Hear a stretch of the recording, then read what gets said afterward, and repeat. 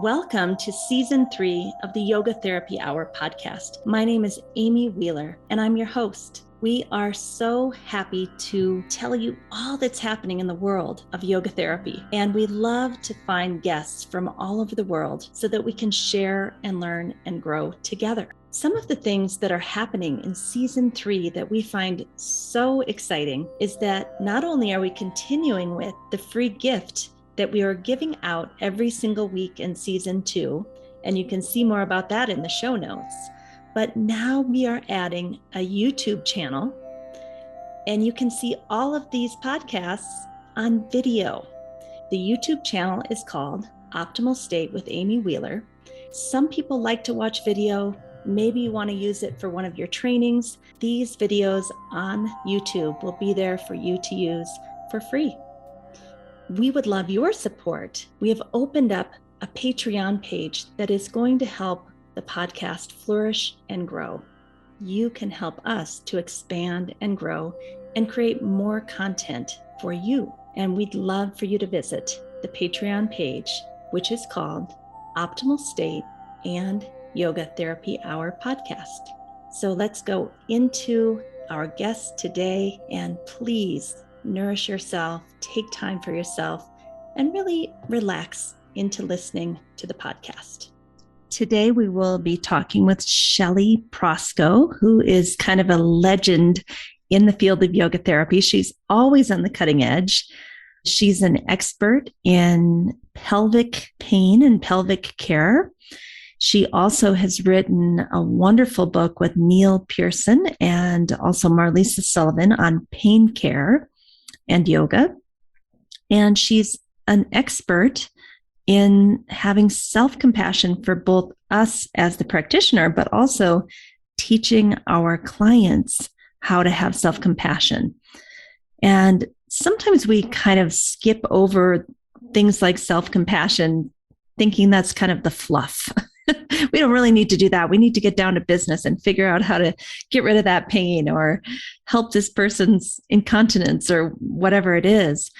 And interestingly, as Shelly and I talk about in this interview, the name of the game is checking in, having self-awareness, understanding that you're suffering and I'm suffering and we're suffering, and then giving ourselves that tenderness and realizing we're not alone, that everyone suffers.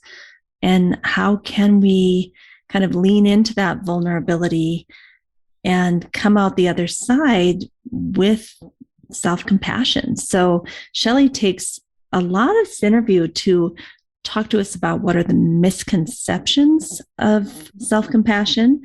What are the three main components as outlined by Kristen Neff? Many of you know Kristen Neff. What is some of the research on self-compassion and mental health? And I just think it's a lovely interview. And not to mention that when I asked Shelly if she could give us a free gift for our listeners, because if you look in the show notes, every week we give amazing free gifts for every single guest they contribute. Shelly had about 4 or 5 mind-blowing gifts that she's willing to give away for free. So be sure to sign up for the free gift. And then it's always the second week of the month we send the free gifts out for the whole month in a newsletter. So you don't want to miss that.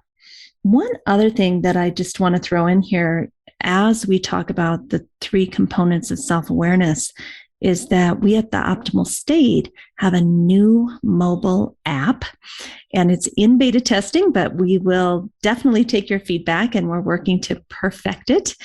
And this app, the whole point of it is for you and your clients to develop more self-awareness according to the theories of Sankhya philosophy, yoga philosophy, and Ayurveda.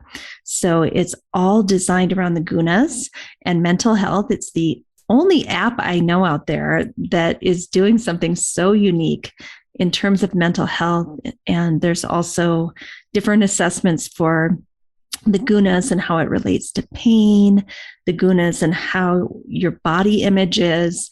So I just wanted to point that out. If you go to the Android store or the Apple store, you can download it for free and try it out and see what you think. If you want to give us feedback, we're open.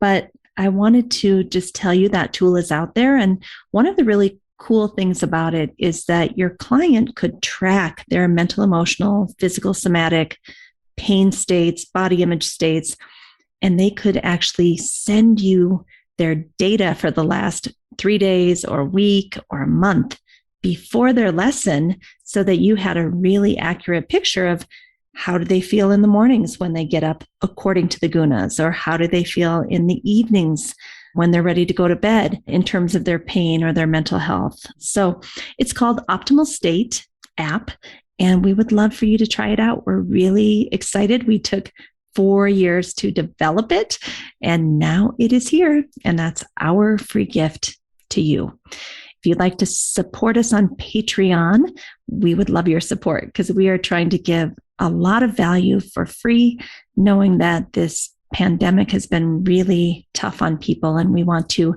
keep you nourished. So if you have a little extra, you could nourish us also on Patreon.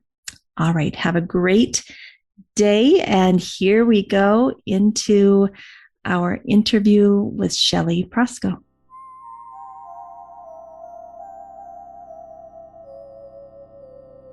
Shelly Prosko with us today, coming straight from Western Canada in a town called Sylvan Lake. Welcome, Shelly. Thank you. So good to be here. Most of you know Shelly. She's like a rock star in the world of yoga therapy. And I think many people have taken workshops with Shelly on chronic pain. She's written an amazing book on chronic pain with some co-authors, and always teaching us so much about pelvic health. Shelly, you were my very first yoga therapy pelvic health teacher, and I loved every moment of learning with you. And I think more recently, you've really embraced all of the literature and research and application of the study of self-compassion. So where would you like to begin today? Ooh, where to start? Well, just thank you so much for this space, this time. I've listened to some of the episodes. I have way more in queue, and just what you're doing for yoga therapy and just for everybody. And thank you for giving me a platform and a voice to share. So I think I'll just maybe start there. I've been working many years, like many of the other guests on your podcast, of trying to get some of these messages out. I became a physical therapist. I got my degree in 1998. And I was already practicing yoga several years before that. But I really started the continuing education provider role only about 10 years ago. So although I've been a clinician for 24 years, I really, being a continuing education provider and trying to help yoga professionals and other healthcare professionals on integrating yoga principles and practices into pain care, as you mentioned, into pelvic health care, as you mentioned, with this foundation of compassion and self-compassion.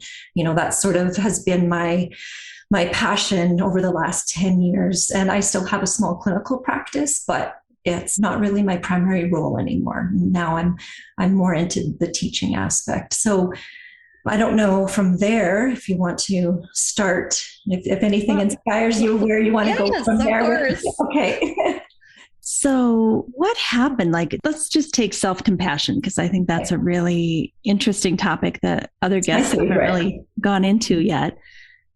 At what moment and what happened that you thought, oh my goodness, I really want to learn more about this? Did you hear Kristen Neff talk, or did you have an experience in your own life? What was the magic behind really wanting to understand the importance of self-compassion, which I agree with you is the main ingredient for healing, full stop? I agree. Yeah. So I've had that question asked to me before, and I go on and on for about 5 or 10 minutes because there's no one event, there's no one clear memory, but I have a few, so I'll try to keep it concise.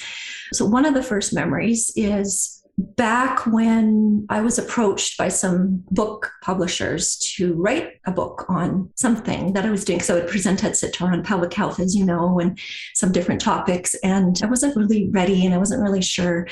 And then Marlisa Sullivan, as you know, and we all know her very well. So we're good friends and colleagues. So she came to me and said, hey, let's, do you want to do something together? She wanted to do a book on pain. And then, of course, Neil Pearson, another colleague and friend. And we've go way back since, probably 15 or more years now. And I've learned so much from him. And so we were like, well, maybe Neil can be in this too. But I bring up the book because it was when we started thinking about the book and the different topics and the different chapters and who was going to write what and what other contributors might we want in this idea of yoga therapy in chronic pain care. And so for me, I knew that I wanted to write something about compassion and compassionate pain care for the healthcare provider, the yoga therapist, for the person in pain. And that is from years of working with people in pain where I thought that I had biases, and where I did have biases, there's certain things that are like people in pain have certain stigmas that go along with it. It's really can be very challenging to be patient and to feel even a sense of compassion or empathy in certain situations. It can be really challenging when your values don't line up with the person you're working with, when your worldviews are different, when you think that you're doing all you can, but maybe the patient or the client isn't doing their part. And so those years of being sort of frustrated with that and being disappointed in myself for like, why can't I connect with this person? Why can't I get over that barrier of I don't feel, just to be very blunt with you, I don't feel kind towards them. Of course, professionally, I'm always kind, but I didn't feel it in my heart. And that really bothered me. And so coming to the book piece now, I knew I wanted to write something about all that I've learned and how yoga has helped me be more compassionate for people in pain that I'm working with, and also how it can help the clinician or the yoga therapist in helping to prevent burnout and some of the things that our own personal yoga practice can help. And so the self-compassion, it didn't exactly come in that language right then and there. It wasn't until I started preparing for this chapter and looking at all the orientations of compassion, how you have to be able to give and to receive, and then also give and to receive to yourself. That's when I came across more of Kristen Neff's work. Actually, I think I came across her work a little earlier because I was doing a retreat for healthcare providers on professional burnout and how to prevent that and how to use yoga. And so then I came across Kristen Neff's self-compassion work. And that, do you see the link there with the book chapter? I do, yes. So then the book chapter was when I really dove in the research and came across even more of Kristen Neff's work. Thank you for putting that up. And maybe I'll stop there. I could go on, but that was the start.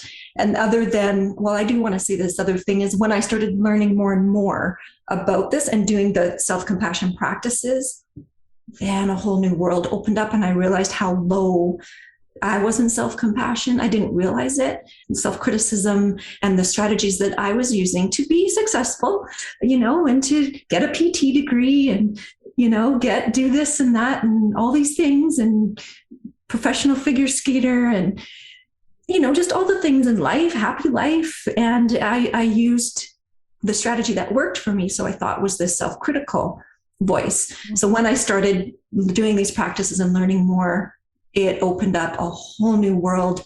And maybe I'll stop there.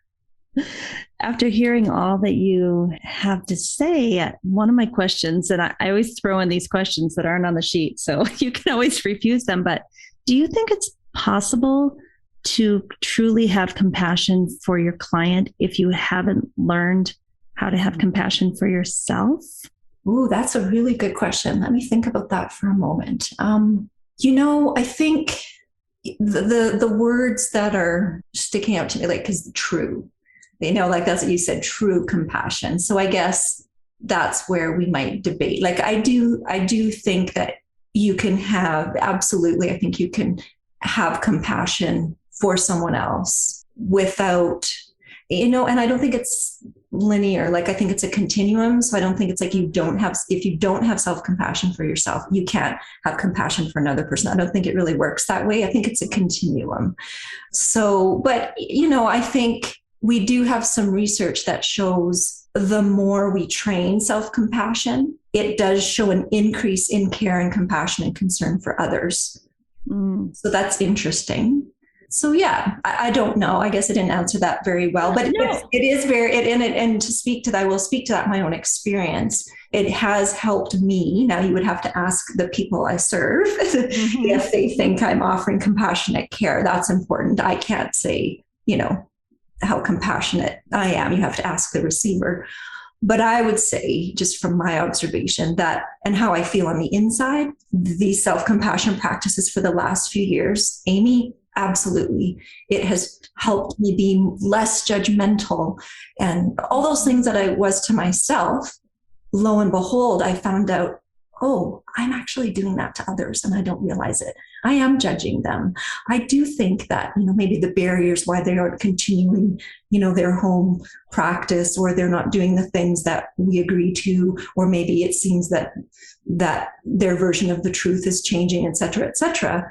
All of those things, I realize, oh, wow, those accusations or those stigmatizations and things that I would judge, or even accusations or blaming the person in my own heart, that was what I was doing to myself.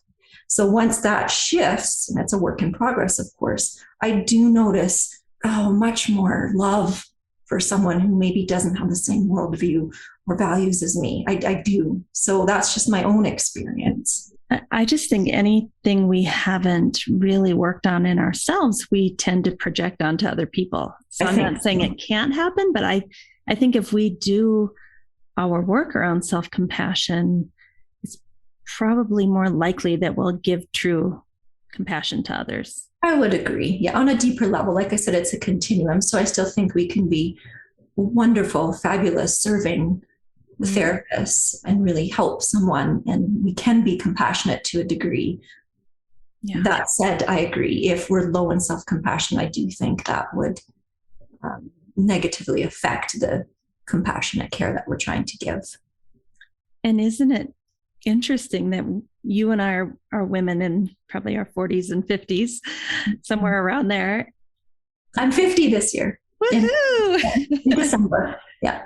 Congratulations. Mm-hmm. Just that, nobody ever taught me that until I ran across Kristen Neff's work. It was shocking to me. Like, why have I not learned this in my lifetime? And I don't think most people have. Mm-hmm. Yeah. Can we speak to some of the misconceptions? Sure. Go for it. I think that's some of the reasons why maybe we haven't is, I think part of it is because we think it's equated to, being indulgent, self-indulgent, or it's sort of a soft skill and it's letting yourself off the hook. And it's the only strategy, as I alluded to earlier, the strategy that often works for us and can speak to, us here in North America and our culture. The strategy I think that often works for us is that heavy hand, like that self-criticism. And the research shows that it does work in the short term, or it can work, right? That tone of voice, like, oh, Shelly, come on, get your head on straight. Like, seriously, like all that tone and that self-talk. And that has helped many of us change our behavior. And even as a parent, I'm not a parent, but as a parent, that's often the strategy we use with our children. And as a child, that's often how we've been parented. And it's this idea of the tough love that will help change the behavior. And like I said, the research shows that it actually does change, or it can change the behavior in the short term. However, two things. The research shows that it's more associated with anxiety, and I can attest to that, and it's less sustainable. And it's coming from a place of fear, not being enough, not being good enough, and competitiveness, maybe with others, but also just with yourself. And I can attest to that. And self-compassion, we have the research now that shows it actually is a very strong motivator to change our behavior. And the theory is that it's because it's coming from a genuine place of love and concern for yourself. So you want to take good care of yourself. And so then the change in behavior is now more sustainable because it is, like I said, coming from a place of genuine love and care and concern. And the research shows it's not associated with anxiety, like self-criticism motivator to change is. So that really, changed my whole perspective too. And it was kind of hard there was layers for me, and there still is. Like I said, it's a work in progress, but I would do these practices and I think, okay, I'm kind of getting this now. And then something else would happen in life and I would see, okay, there it is again. It's like a whack-a-mole. Yeah, totally. So I really like those. I think one of the reasons why we just maybe don't take it seriously or haven't heard of it is because we just don't associate it with positive behavior change. We think it's, just like I said, you'll be a couch potato or you'll be self-indulgent, and some people too, there's some research, another barrier to receiving it would be some of us don't think we deserve it.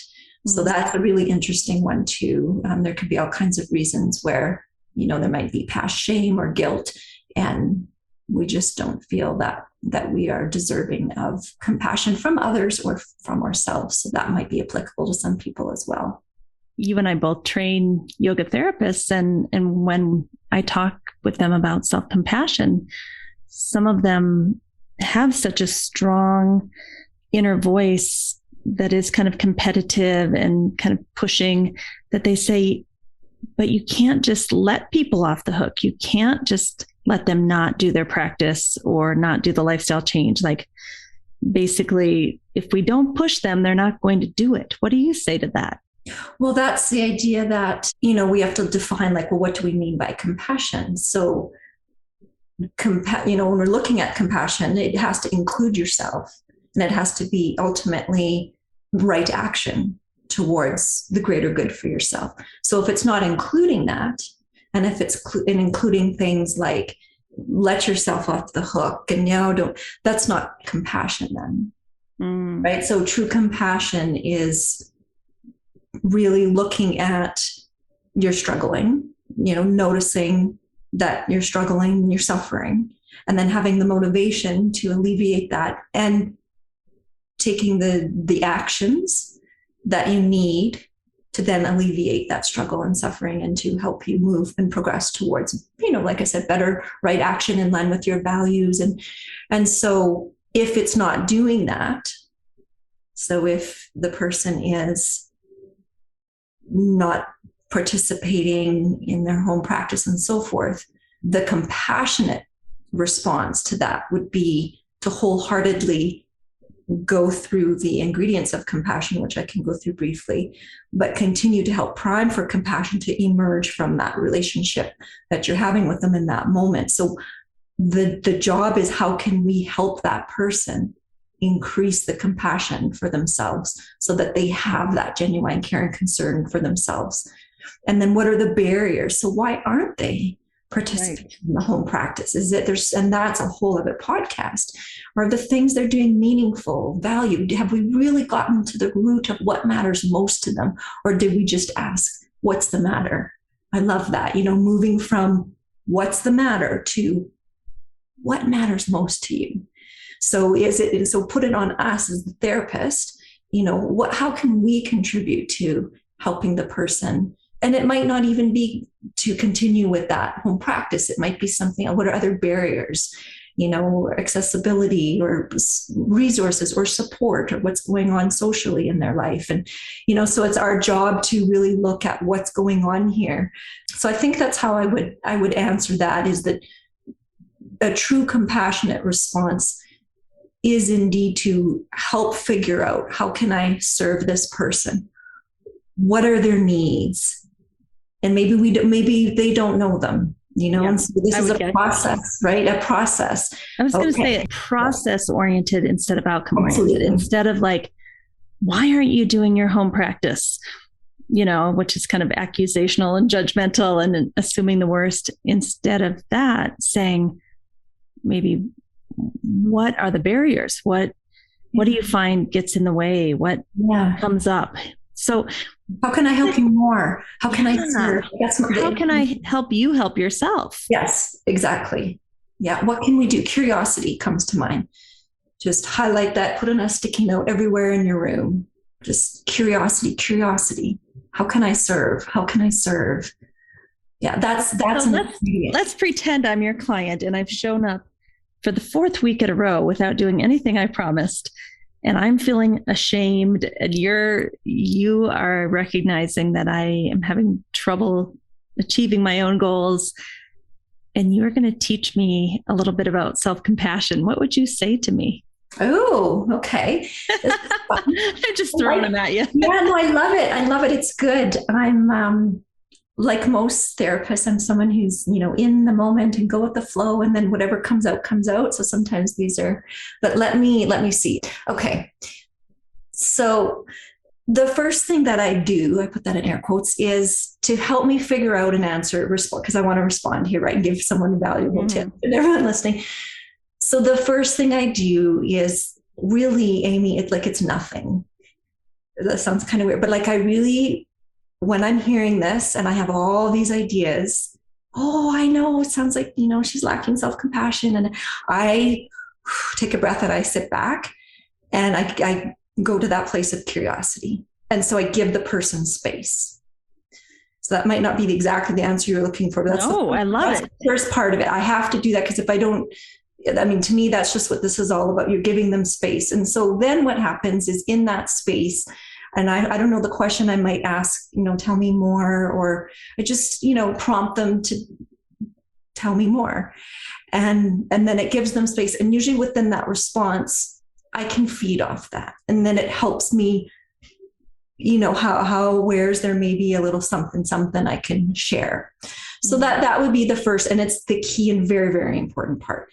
And then sort of the next part. So let's say, what might I say then as a doorway in, or how about what have I done in the past? I'm a little better at that maybe. So one thing I remember I've done in the last, maybe about a year or two ago, this one client comes to mind. It was a person who was having a lot of trouble or had a lot of shame and guilt because he couldn't do the things around the house that he thought he should, like the yard work, and he had to do stuff in the garage. And it was many, many years, someone who had chronic persistent pain. And anyways, this particular story that he came to tell me, he was so down on himself for not doing this certain project. And I'd worked with him for a long time, and I was surprised at saddened and surprised at some of the words, like that they were so demeaning towards himself. So again, I gave him space and didn't try to correct it, didn't try to fix it. I just listened. That is so key. Stephen Porges tells us not to rush to fix, because when we rush to fix, the person's physiological defense mechanisms can rush in because they feel like maybe they're not validated or weren't heard or what have you. And that can do more harm than good. So I remember just really listening. And like I said, I had to take a breath and calm down and not fix. And then after that, when it felt right and whatever was said, I just offered this idea of self-compassion. And I brought in my experience. So I said, and he knew I had wrote this book. And he really loved the first chapter in it by Gilletta Belton. That's my favorite chapter. Yeah, I love it. I think that was the only one that he had read, and he had said that he loved it. And so I feel like I'm going on a tangent. I'll stay focused. So I sort of brought that in. So I said, that book, and I said, this is work that I've done, and I have a chapter in there about self-compassion, and it can be really helpful. And then I just asked him if he'd be willing to learn more. And it was really just that simple. And he said, sure. And so at that point, I actually gave him Kristen Neff's website, and I had said that he could look through it. And he's someone that does look through resources. So that was another thing I already knew about him. I wouldn't necessarily do that with someone who maybe wouldn't look it up, but we do that a lot in our relationship.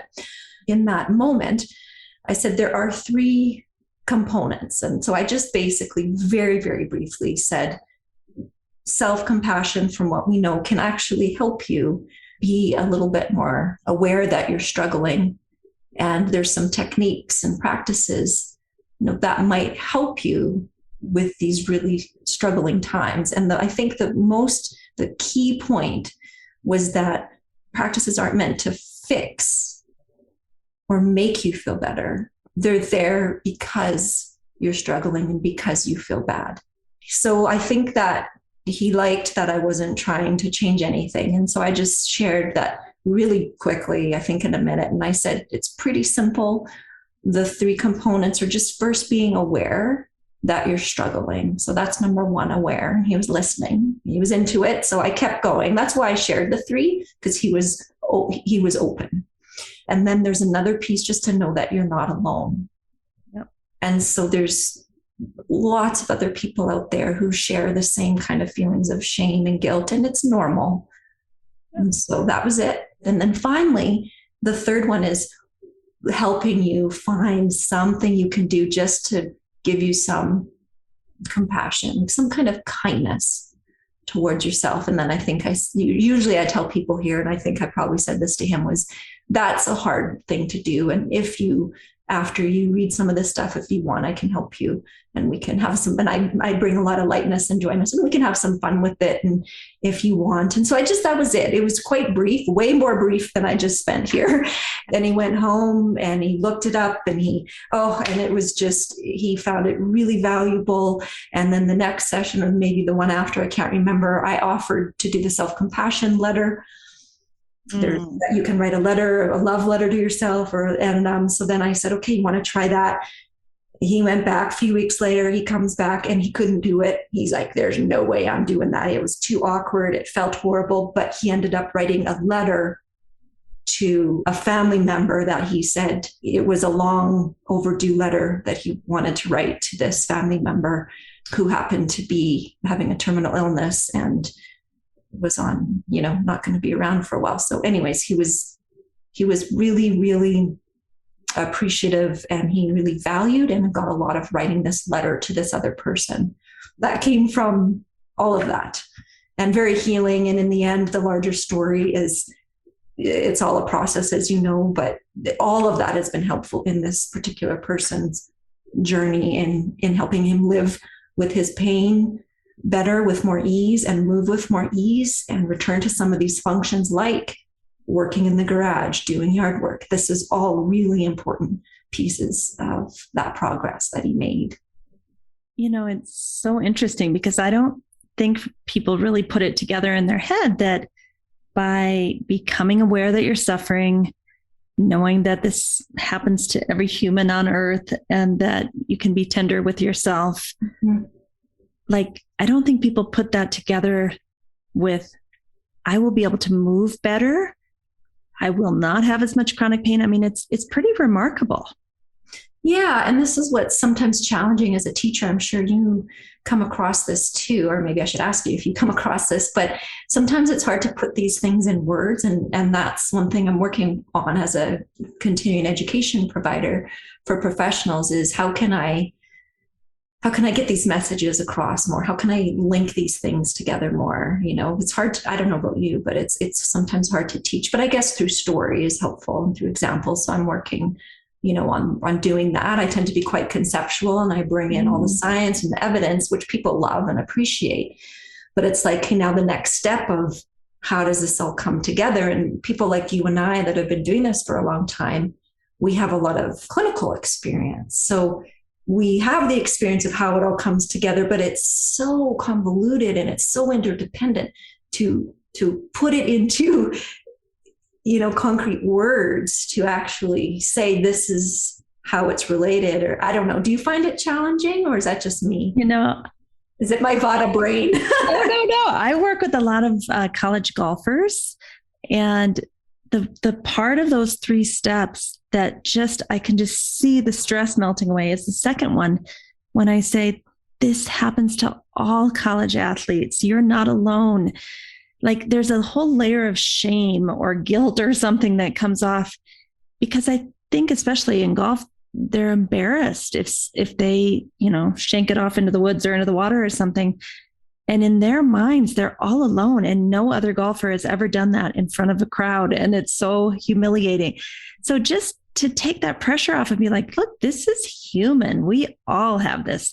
I just see a huge backpack come off them at that moment. Yeah. And then what does that do? So now I'm getting on, my sort of neurophysiology brain, like that will calm your nervous system, make you feel safe, like all that stuff that you've talked about on your podcast and with Marlisa and Sue Carter and Stephen Porges. I've listened to those, so what does that do? As soon as you feel like that anxiety melts, the common humanity, the self-kindness, all that stuff. And then that will shift your physiology, and that can shift your muscle tension. So that's going to shift how you do the next swing. Right. If you're safe and playful, look at any athlete, and I'm sure even don't have to be an athlete. Many of us can probably attest to this, but as a competitive figure skater, that absolutely that when you fall over the ice and you've practiced this for years and years, and you've got your 4-minute program down, and you've done it a gazillion times, and then you go to do the program and you just fall all over the place because of the nerves and the tension. So the self-compassion piece, I wish I had known that when I competed, because what you can do then is after you fall, so you have that first jump and you fall, what we often see is the rest of your program is right. Although I did learn, because we did a lot of sports psychology and stuff, so you do learn to stay present, task at hand. So after you do that fall, you get up and you're focused and you're present, and you can just brush that off and have a remaining amazing performance. But the self-compassion piece, I think, and there's so many reasons why someone can be self-compassionate or resilient or whatever, or regulate in one moment and maybe have some progress and do really good. And then all of a sudden another situation comes, and all those tools, all that we learned out the window. Yep. All have had that. And that's what I love about self-compassion. That's why I wish I would have known about it before, because the times when maybe I wasn't able to regulate and it just, everything is just not working out, and I'm doing all the things that I don't want to do, or saying the things I shouldn't, or not saying things that I'm really dysregulated. I wish I knew, so that I could have brought in that self-compassion. And then almost immediately when you do that practice, it doesn't make things better. Like Krista Neff always says, you don't do it to fix anything or to get better in the moment. You do it because you are struggling. And that's all. It's just a warm sort of hug. Yeah. So I think that's really important. You've pointed that out twice now, that it's not to get anywhere. It's to comfort yourself in that moment, and full stop. There's nothing, but the beauty of that, as you said, is it changes blood flow regulation. It changes muscle tension, which impacts range of motion, which impacts dexterity. Like, it's funny how by just doing it because it's the right thing to do to comfort yourself, you probably will get a better outcome. Exactly. Yeah. And that's the caveat here. And we don't have the research yet. I would love future research to go that route, but we don't have the research showing self-compassion practices on some of those things like blood flow or heart rate. I would love one on heart rate variability. Nice. Like, I think movement would be cool if you could, like, before and after. But we do have research on self-compassion practices, reducing pain, reducing anxiety, depression type symptoms, or I think even in general, anxiety and depression as a diagnosis, helping to reduce the symptoms. There's a whole host, it's in the book chapter, but a lot of research outcomes on self-compassion practices, reducing rumination and catastrophization that can sometimes happen. So it's powerful. I think compassion, I think is the foundation and the root of everything. Of course, I'm passionate about it and I'm biased, but I think that's the root and the foundation. And compassion is not compassion unless it includes yourself. So self-compassion it's just a tangent, or not a tangent, a branch. Mm-hmm. Compassion includes self-compassion. I really do believe what you just said. And the reason I believe that is because in yoga, we really, at the highest levels, are realizing that we are not disconnected from each other, from Mother Earth, from our actions and our thoughts and our words and our deeds. Like, it's not disconnected. And so it only makes sense that understanding the other's perspective, putting yourself in their shoes, noticing that everyone is suffering just like I'm suffering, and being tender towards ourselves and others, like it just makes sense that that would help us understand how interconnected we all are. Right. And one thing that comes to mind, because this is usually a question that comes up or a reflection when people are listening, is when you look at compassion, it's a wisdom that emerges. And you had said it's a process, and that's, some people talk about that. Joan Halifax talks about that. And that's what I have in the book chapter, the ingredients that prime for compassion wisdom to emerge from whatever given situation you have. And all what's so interesting is all of those ingredients, it's all yoga. It's all yoga philosophy and practices. So that, and I make that link in the book chapter. But what I think is really important to emphasize is compassion is a wisdom that emerges with all these ingredients, and it includes boundaries. So it's skill in action. Yes. Compassion, it's an action, it's a behavior, and it's skill in action. So it isn't about being nice, and it isn't about, you can't conflate this compassion wisdom from the context of that situation to let's just love all beings and be kind. And it's like, well, let's break down some words. Of course, what does love mean? And we have to think of all these words, but to break down the compassion word, it includes boundaries. It includes what is the best to serve myself in this situation, to serve the person I'm working with, to serve the larger context of this container we're in and the environment around us. I think that's a tall order. And as you can see, that's hard. And when morals conflict, so when you've got a moral or an ethical dilemma, there's no one solution or right answer. That's right. Right. So but that's the compassion wisdom, and we just do our best. So you may not have the right or wrong answer, but again, it's a process, and then it's a wisdom that comes out of it, and we're going to get it wrong. And we're not, maybe that in retrospect, that wasn't the most compassionate response. But at the end of the day, for me, and I think for most people, I think everybody wants to wake up in the morning and just try. Like, I don't think anyone wakes up thinking, how can I be the, biggest jerk today? Or how could I make... There might be somebody out there. I don't know. I think even people like that want peace and ease. It's just, it's mixed up with, well, we won't get into all that. But like, I think overall, we all want peace and happiness and ease. And we wake up thinking, I don't think people actually wake up to think, how can I make myself be really uneaseful? Anyways, we can stop. We'll move on. Okay. I would just say, I'm sad to say, but I do think some people are looking to do evil.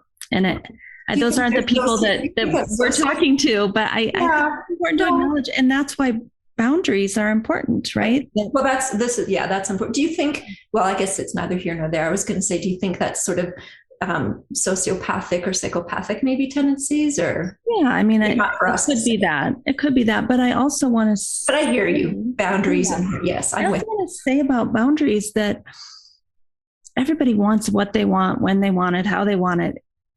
And most of our desires actually are going to make us miserable getting them. And, that's what yoga says. That's what the Bhagavad Gita says. Like, one desire leads to another desire, leads, to suffering. And so in some ways, to have someone say, look, this is the container we're in. Here's the boundaries I'm setting. This is my role. We've both had this with students, I'm sure, to say that place you can't go in this container. Like that, although it will make them very upset, it is the most compassionate thing. Absolutely. Yeah. And then we can look at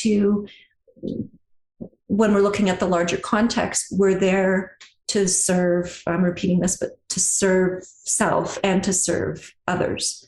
So it's kind of same.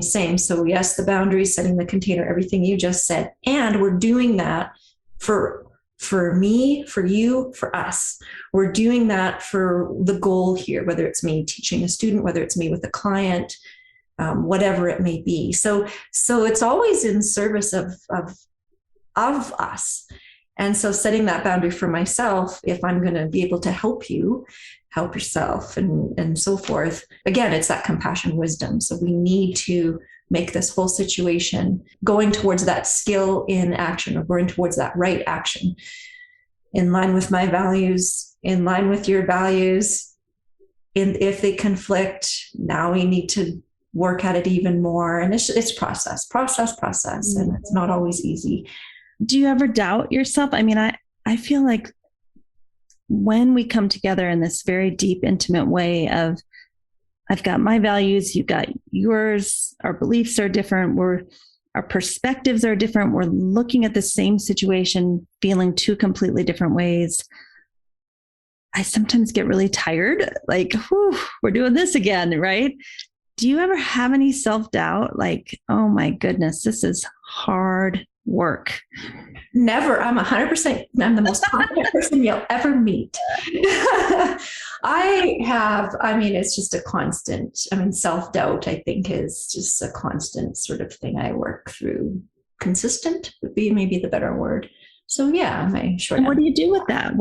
Do you have any strategies around that to help yourself move to neutral, or to having maybe a little more stability and, connection with yourself? Yeah, I think, much of what we talked about. So the self-compassion practices, the being aware that I'm struggling in the moment, just to go through those three components real quick. Like, that's just really key, knowing you're not alone. And then the self-kindness piece, it's going to depend on the moment. Sometimes it's just a little gesture. I might do this little thumb stroke thing. It's very soothing for me. I don't know if I've shared that with you before, but I can do it pretty much anywhere, right? I can't always put my hands to my heart or do this. You know what I do? I do this under the table. Yeah, nice. It's like palms kind of sliding across one another. And nice. It's so funny because my late mother, I always used to see her doing that and think, what is she doing with her hands? And now, what do you know? I'm starting to do it. Interesting you bring up your mom, because this here, my mom, I haven't seen my mom do it per se, but for whatever reason, it reminds me of my mom. I don't know why. So it's very soothing. It's like this warm hug from my mom. So that, and then another thing with this self-doubt, so that helps, I will say, just the practice in the moment of that. Oh, one more is a phrase. And sometimes when something is real heavy and I'm feeling a lot of self-doubt or shame or whatever it is, if it's real heavy and dark, I'll go in the mirror and I just look at myself. I might start crying when I do this here, which is fine. As long as you don't feel uncomfortable. You don't make anyone else. I'm a crier. But sometimes I just look in the mirror and I just look at myself and I love you. Like, I talk to me and I just look at my eyes. I'm like, I love you. And it's okay, Shelly, you're good. You're good. And and that it's nice. And I think that might be awkward and weird for a lot of people, but it just takes practice. And for me, it's been powerful and it just helps. And then the other thing that really, really, really helps, that maybe we don't talk about enough, but my goodness, I have to share it with you and everybody listening. Those self-doubt moments, what's really helped, I think even more than the self-compassion, is the people around me, my dear, dear friends and family who believe in me. So that's what keeps me going, is just, go to them, hang on to them, and they can show me. And there's just a small handful, and I'm crying, which is great. Again, nobody please feel uncomfortable with this. This is good. I'm happy. I'm full of love right now. But it's those tears are expressions of the truth. And so I will really say it's I just think of those people, and it's them that have really got me through those times. And I want to talk about this really, really briefly, but it really speaks to what I just said here. And there was a research study. It's in the book chapter on compassion and pain care. And it was a year-long study with 10 people. They were in an integrative rehab hospital and they were people that had, lifelong chronic pain. And what they wanted to the aim of the study was that they wanted to see what are the factors, and they wanted to investigate self-care of the patients in this integrative rehab hospital. And they wanted to see, what are the factors that contribute, and why aren't people taking the steps towards self-care, which is the question we've already talked about here. And so what they did was they provided them with loving, compassionate care for the whole year, which that's, how you do that, of course, that's another podcast in and of itself, but they just really they were there for these 10 people. And like I said, lots of love and compassion. And what they found, and it was a qualitative study, and so they had focus groups and interviewed, and then they quantify that data. And what they found was that it was only until these 10 people felt worthy, whole, cared for from others. So it wasn't until they felt love from others until they then could take the steps towards their own self-care. That blows me away. That speaks to me, and that speaks to what I just shared. Maybe just the self-critical or whatever experiences I've had, maybe just that love from others, and that, that no, believe in you, and you just need to hear that and feel it. A mirror back at us. And then it helps me. So that my own experience corroborates with that, one research study, and also corroborates with, I think some of what I've seen in the clinic over the past 24 years. Like I haven't measured it and I have no way of knowing, but just intuitively, I have seen that those that have more compassionate healthcare providers, they tend to then take on that care and concern for themselves. And many of us, we come from all different backgrounds and different trauma and different things, and we might not have had that support, or we maybe really haven't had that care. Maybe we were told we're worthless. And some of those things that maybe have been told to us. And for the record, I haven't been told. I just want, because my dear mom and dad have been amazing. So I just wanted to say, just out of respect for them, they're very loving, and I haven't had anything like that from them. But anyways. It reminds me, I call it my bad girl complex, that if I think I'm going to get in trouble, or somebody's mad at me and I don't know why, or maybe they're telling me, like, I just immediately go to this, like, oh my gosh, I must be bad. And I have to remind myself, Amy, you're not bad. You're doing your best. You may have screwed up. You do screw up a lot. But once somebody points it out to you, you apologize. You've got a good heart. You try to make it right. And I think I couldn't believe I wasn't bad until, like you said, I had other loving people, from my family to my colleagues to my students to my husband, mirror back to me like, oh, honey, you're not bad. Mm-hmm. Yeah, you made a mistake. Oh, well. Yeah, it's beautiful. And it's a very different flavor. I want to see what you think of this as well. And people listening reflect on it too. And for me, it's a very different flavor than wanting someone's approval, like a people pleaser, or being codependent and needing that feedback. That's, for me, not what this is at all. You would agree? It's a very different. Totally agree. Feeling. Yes, it's a feeling of love and support. And actually a surrender into receiving the love that they want to give us. Oh, that's nice. That's how I feel. Like, if I'm in control, I'm not receiving. But as soon as I kind of, like you said at the beginning, create the space and let whatever needs to be, and someone just naturally, spontaneously wants to offer to me the mirror that I am good, I am wonderful, that's like the warm sunshine on you when you're least expecting it. Mm-hmm. Beautiful. Well, Shelly, we have gone deep into self-compassion and how it connects to compliance and adherence with our clients. I'm so happy you talked briefly about the 3 main components of self-compassion and some of the misconceptions. If people want to study more with you around self-compassion, pain care, and/or pelvic health, and maybe the intersection of all 3, where can we find you? What are you doing? What's I want to help you kind of promote yourself, and that might be awkward, but you're doing us a favor by telling us what you're up to and how we can study with you.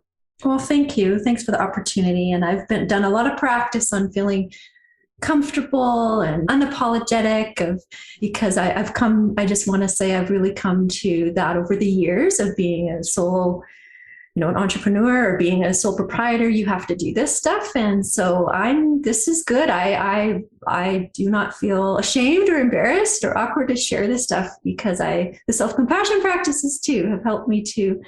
Thank you for sharing my website on here. So first of all, I'll just say it's physioyoga.ca in case anyone's just listening to the podcast. And if you go to the offerings on there, you can go down to upcoming events. Well, anything there will show you, but the events will always show you what I have coming up, whether it's online or in person. And that's any topic from pelvic health to compassion to pain.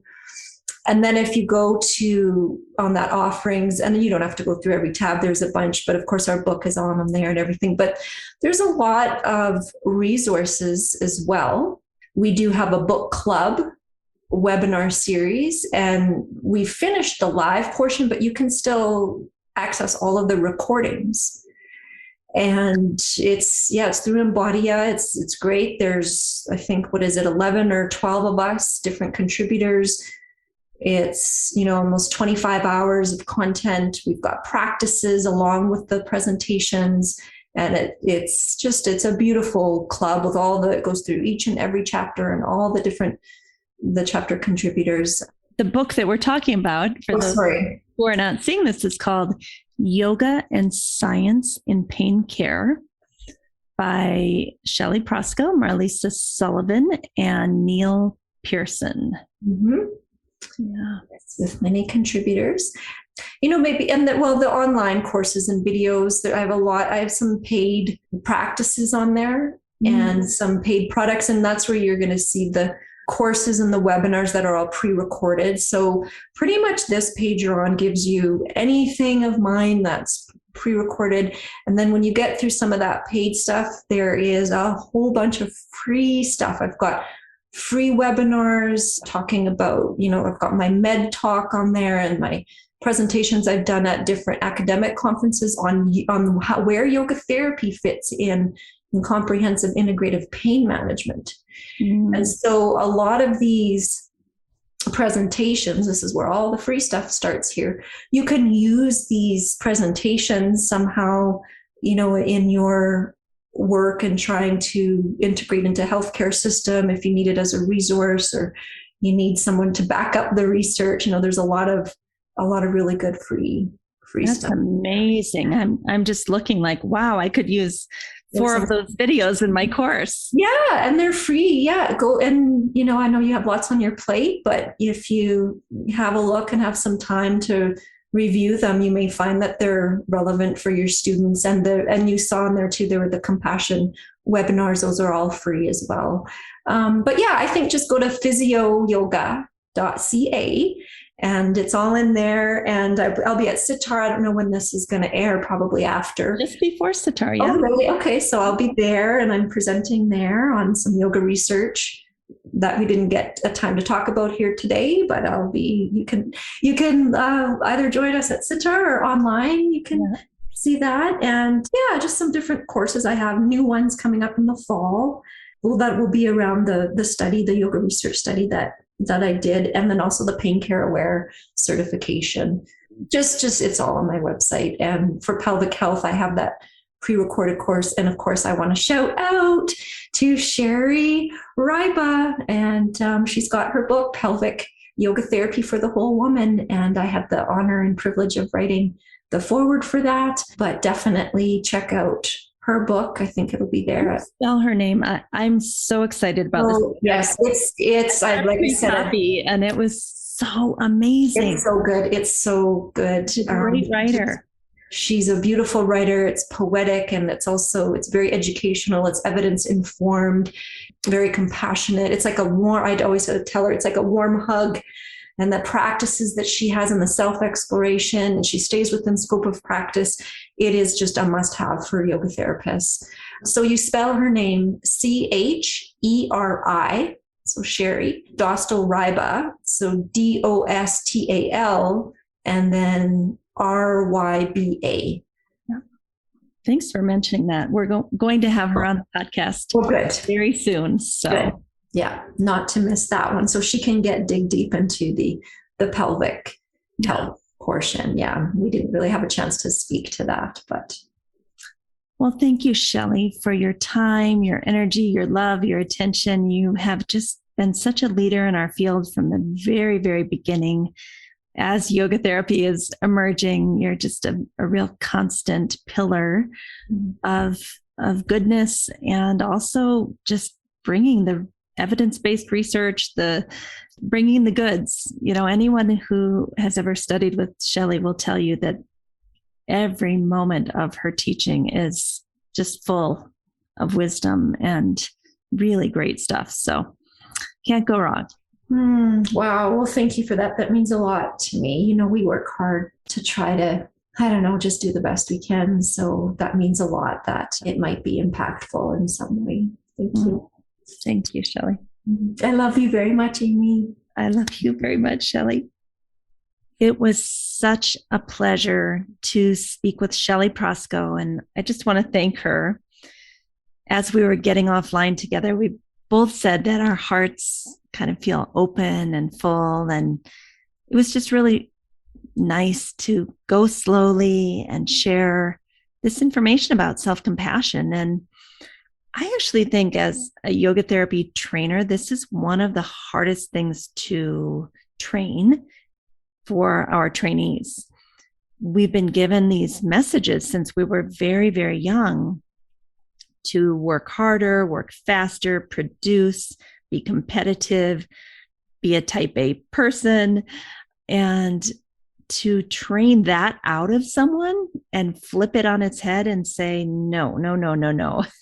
The name of the game, the number one aim in yoga therapy, is to slow down, create space, feel your feelings and sensations in your body, allow a space for the client to slow down and feel the sensations and watch their own thoughts. And that's actually such an important thing. That's what people are very happy to compensate us for.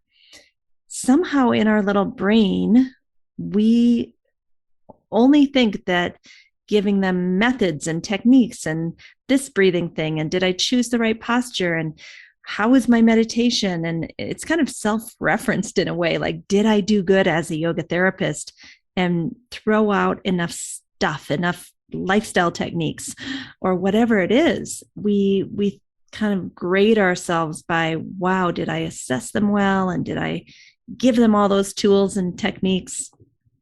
And it's really hard to train that out of people, that yes, you have all that knowledge. It's there. You spent 2 or more years learning it all, but that's secondary to this idea of, can you just be and not be so productive and not have an agenda and a pre-planned outcome? And can we not kind of pat ourselves on the back for being the most amazing yoga therapist because we came up with the right breathing technique for XYZ, right? It's really hard to train that, because I think we base our self-esteem on what we can produce and the results that we can get, instead of really knowing that true self-esteem comes from feeling connected to oneself, and therefore the ability to sit with another and feel connected and have compassion, as true compassion, as Shelly had said. So, we spend a lot of time in our yoga therapy program trying to help our trainees understand less is more. Do less, be less. Just basically spend time with this human being and get to know them and love them deeply, and magical things will happen. And of course, you will choose the right breathing technique too, but that's secondary to what Shelly and I talked about today. And I think that makes yoga therapy really unique. We have, 60 to 90 minutes to spend with someone and really have that deep connection. So thank you for listening, and we will talk next week. Thank you for listening today. Don't forget, we have a new YouTube channel called Optimal State with Amy Wheeler. We also have a new Patreon page where you can support us to bring you the most excellent content, and that is Optimal State and the Yoga Therapy Hour Patreon page. Also, you could write us a review on most major platforms that host podcasts. Give us 5 stars if you appreciate the show and tell us what you love so that we can do more of that. Finally, we support several nonprofit organizations through this podcast. See the show notes to understand how you can help. If you'd like to be a guest or a sponsor for this program, contact us at the email welcome@theoptimalstate.com. welcome@theoptimalstate.com. And finally, a special thank you to our team here at Optimal State. We are truly a global family. George Mantuan, one of our executive producers. Adam Satchel, senior media producer and sound engineer from the Philippines. Krishna Panchal, a producer from Canada.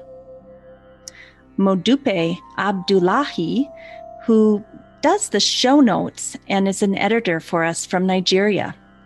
And Peter Morley, who wrote and produced the music for this show, who lives in Australia. Find more about Peter's work at www.zenmusic.biz. Thank you for listening. We'll see you next time.